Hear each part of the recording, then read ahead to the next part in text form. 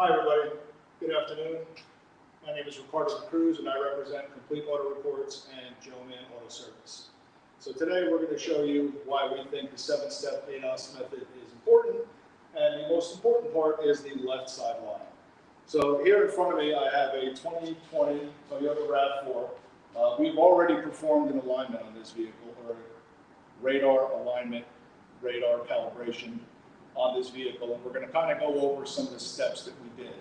So looking at Toyota's documentation, which I don't have here to show at the moment, but it's easily found, you will notice that they do not show a left or right side line. They only show a center line that they want you to put together with some string and then measure from the front bumper forward about 3,000 millimeters. So when I originally set this up today, my first test was I made the center line with the plumb bob in the back, and I put the target in front of it, and I took measurement. After I did that, I added my left side line, and I took another measurement. Now, we're going to go through those in a second, and you will see that there was an actual difference with and without the left side line. The difference is small, but it's still existing. So what we're going to do now is I'm going to show you that this is the point of calibration. We're going to go over and do an alignment check, and this should give us 0.0. Once I do that, I'm going to cover this laser and this laser. And the reason I'm going to do that is because they help me develop a bias for what is straight and what is not. And so I'm looking to remove that bias to hopefully showcase a lesson today in utilizing the left side line to get this as accurate as humanly possible. So let's get started.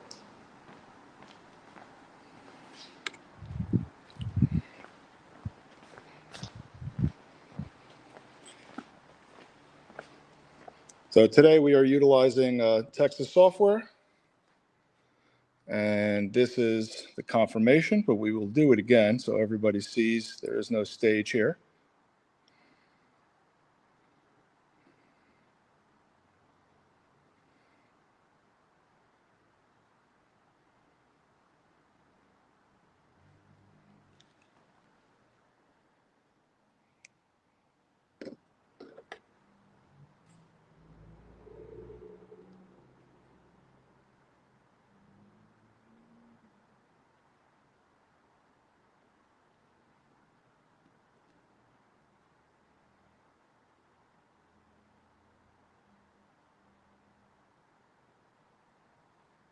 So it is showing at 0.1, you know why? Because you guys saw me touch it.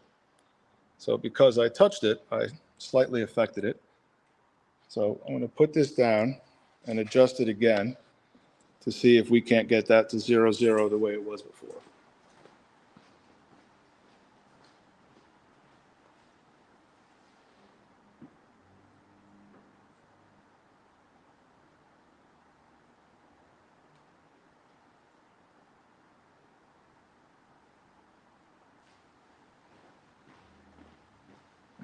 If not, we will still be able to show how this will change without using it.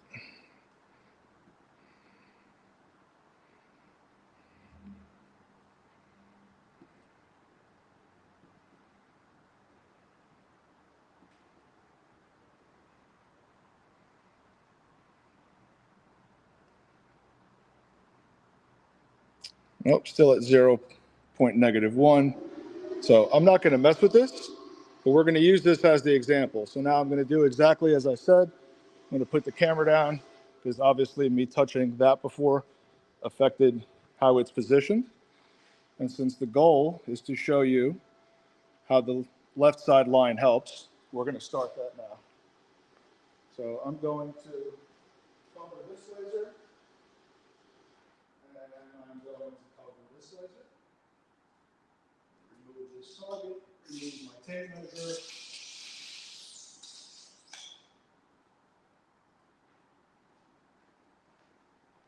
Remove our target and lift up the center line so you see I'm not cheating, and we're going to set it back down again.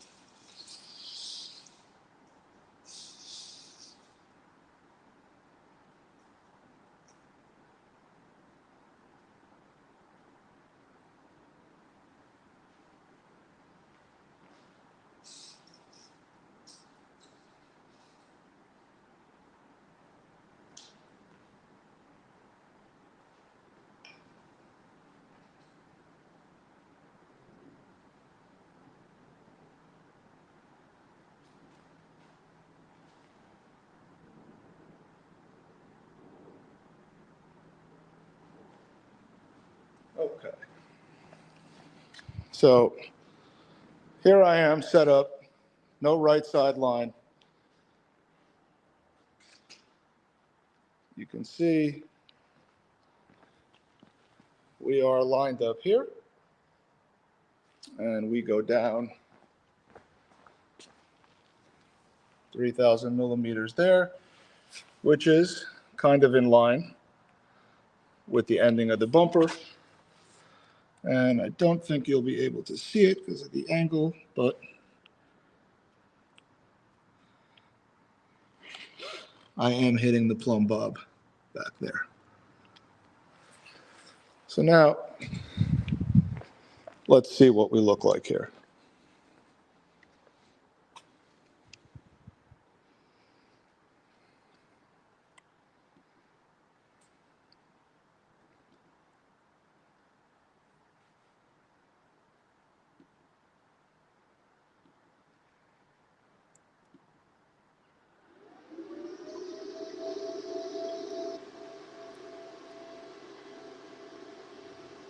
So now we have positive 0.1 and 0.0. And I just want to check to see how crooked we are. So I am going to lift up this line. And I don't know how visible it is in the photo, but it is clearly visible in person that this is crooked. So there is the ending point. You can see it's at the top of that peak there. And the starting point is a solid, I would say maybe 2 millimeters before this peak, which means this target is actually biased to the driver's side. And in order to adjust it, we would turn it slightly, getting it where we think it is more perpendicular to the car. And to show you the penchant for bias, so you saw me remove the tape measure, and you saw me not remove this laser, but only cover it up. But I have been doing this quite often, and I was able to measure 3,000 millimeters again on the nose. And this is what happens when you do it enough times. You just get better at your measurements. But these initial steps truly help with alignment. So for argument's sake today, we're going to go check what it looks like after we adjusted our angle.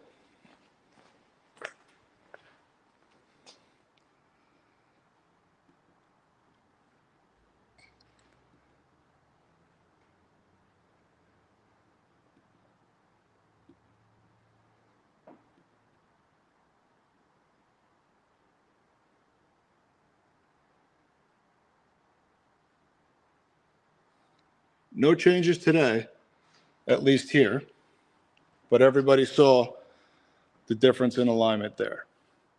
So I hope this video helps you guys perform ADAS calibrations better.